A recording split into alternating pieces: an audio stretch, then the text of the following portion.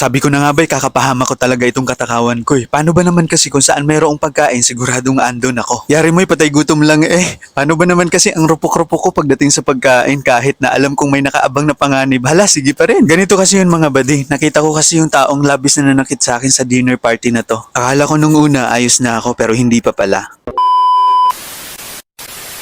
Pero bago ang lahat, hello mga buddy, ako nga po pala si Hisham at isa po akong OFW dito sa Saudi Arabia for almost 10 years. And for today's video nga, in-invite ako ng kaibigan ko na pumunta sa kanyang birthday dinner. At dito sa birthday dinner na to, alam na alam kong magkikita kami ng taong sobrang nagpasaya sa akin. At the same time, sobrang nagbigay ng sakit dito sa puso ko. Kaya ko naman hindian yung birthday invitation sa akin ng kaibigan ko. Ang hindi ko lang talaga kayang hindian yung mga pagkain doon kasi I'm really sure na sobrang sarap ng mga food doon. Huy, pakahisham yan. Paano ba naman kasi ang nagluto sa mga food doon ay si Madam Claudia, which is I really know na sobrang galing niya magluto. Thank you Madam sa sobrang sarap na food. And happy birthday nga pala kay Sir Jan. Then after ko nga maghanda mga buddy, paalis na din ako papunta ng Al Kubar, Saudi Arabia. Medyo malayo pa kasi yun dito sa amin eh. And as usual, outfit check muna tayo mga buddy. I choose to have this black t-shirt and skinny jeans and white shoes. Sabi kasi nila, you can never go wrong wearing a white shoes, which is tama naman sila. Then of course, para kumpleto ang outfit natin, ang pangmalakasan na sunglass. Kailangan ko lang naman maglakad ng ilang minuto papunta sa bus station. Di na ako masyado nakapag-video kasi saktong may bus na nag-aantay kaya sumakay na din ako. Then after almost 45 minutes ng biyahe ko papuntang Al Kubar, nandito na rin ako. Since it was too early pa naman, kaya nag-late lunch na lang ako dito sa may Jovas restaurant. Then I just have tapsilog for my lunch and of course this mango shake. Sobrang sarap lang ng kanilang tapsilog dito sa Jovas restaurant. I'm always enjoying this. Sobrang aga ko pa kasi dumating dito sa Al Kubar and too early pa para pumunta dun sa birthday dinner. Palagi akong tumatambay dito. Ang sarap kasi mag-video ke dito kasi ang perfect ng kanilang sound system. Pagka sa gabi naman, meron silang live band dito at pwede kang makijam sa kanila. Ang kagandahan lang din sa kanilang restaurant is 24 hours silang bukas. Pero mga buddy, hindi to paid promotion mga buddy ha. I just wanted to share this with you. Gusto ko lang i-share sa inyo kung saan ako palaging tumatambay. And as expected sa katakawan kong ito, mga restaurant talaga yung tambayan ko dito sa Al Kubar, Saudi Arabia mga buddy. Huy! Pakahisam yan. Actually, isa lang to sa mga restaurant na tinatambayan ko dito sa Al Kubar, Saudi Arabia mga buddy. Marami pa akong alam na restaurant na masasarap yung pagkain. Halos every Saturday din kasi ako bumababa dito sa Al Kubar. Nandito kasi halos lahat ng mga Filipino restaurant. Bukod pa doon, nandito lahat ng mga kaibigan ko sa Al Kubar. Dito sila nakatira. After ko nga mag-late lunch, meron pa akong isang lugar na pupuntahan. At ito yung hideout ko talaga sa Madbuba Milk Tea Shop. Kasi may video ko dito and sometimes dito ako nag-i-edit ng aking mga videos. At bago nga ako pumunta doon sa birthday dinner ni Sir Jan, tatambay muna ako dito ng mga ilang oras. Ang ganda lang kasi nung vibes dito kasi Filipina kasi yung may-ari neto. Tapos lahat ng staff nila dito puro Filipino. Hindi naman ako mahilig magkape pero pinupuntahan ko talaga dito yung winter melon nila. I highly recommended yung kanilang winter melon dito. Sobrang sarap. Kaya lang ang malas-malas ko talaga today kasi naubusan sila ng winter melon. Kaya pinagtiyagaan ko muna yung kanilang pistachio latte. Pistachio latte ba o pistachio latte? Basta kayo na bahala kung paano i-pronounce yun. Ngayon ko lang naman natikman to eh. Tsaka pagkatapos ko dito mga buddy, pupunta na din ako sa my birthday dinner. Basta. Ayos lang.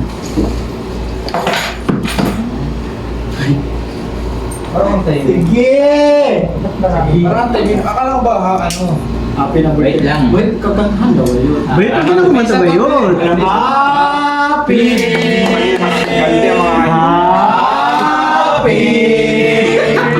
Happy!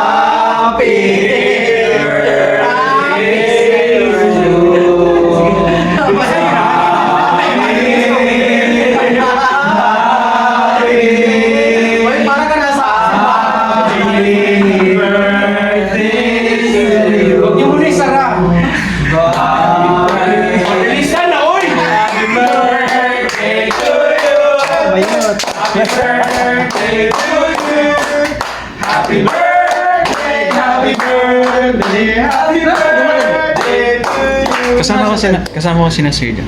Habang kumakanta nga kami ng happy birthday, sobrang tawang-tawa ako dito. Mga staff kasi ng Dunkin Donut Eastern Region ng mga ito mga buddy. Ako lang yung naiba dito. Mga staff at karamihan sa kanila mga area manager dito sa Eastern Region, Dammam, Saudi Arabia. So literal na ako lang yung dayo talaga sa kanila kasi puro sila iisang company. Pero wag kayong mag-alala mga buddy kasi sa second batch, meron naman darating na mga taga-ibang company pa naman. At saka kahit ako lang naman yung naiba sa kanila, aba hindi ako naiiya.